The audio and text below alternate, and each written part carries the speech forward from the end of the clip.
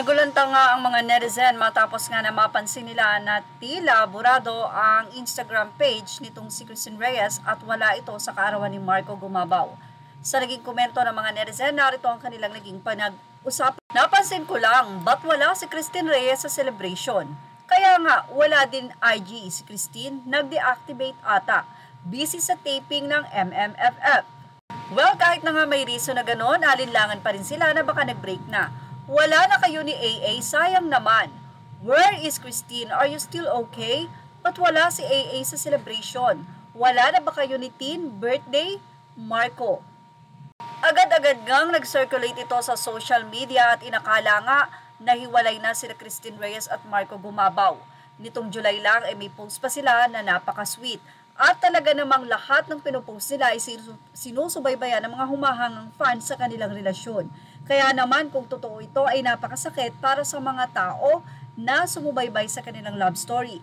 Ayon nga sa ilan, sayang naman, bagay na bagay sila at napakaganda ng kanilang love story. Katunayan, kamakailan lamang ay sabay pa na nagpabaptize ang dalawa na ngayon nga ay sobrang napakasarap ng kanilang relasyon dahil pareho silang naglilingkod sa Panginoon. Yun nga lang, totoo ba? Nahiwalay na nga sila Christine?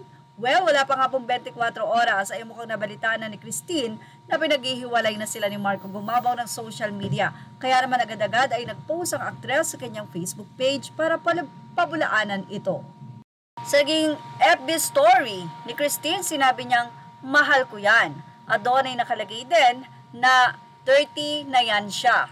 Kasunod ng nasabing post na iyon ni Christine Reyes ay ang follow-up kung bakit nga ba wala siya sa selebrasyon ni Marco. Sabi niya, HBD rin sa unang nag-alaga sa akin at unang minahal ko, Dade Metring. Same birthday pa ng love ko din yan at Gumabaw Marco. Hindi man in-explain ni Christine Reyes na kaya siya wala sa selebrasyon ay dahil sa pagka-ospital ng kanyang ama ay ito na nga yung dahilan kung bakit niya ito inihayag sa social media upang hindi na nga maisip ng mga netizen na siya ay absent at may silang problema ni Marco Gumabaw. Sa katunayan ay proud nga na binati nitong si Christine Reyes at ilang beses sinabing mahal na mahal niya si Marco.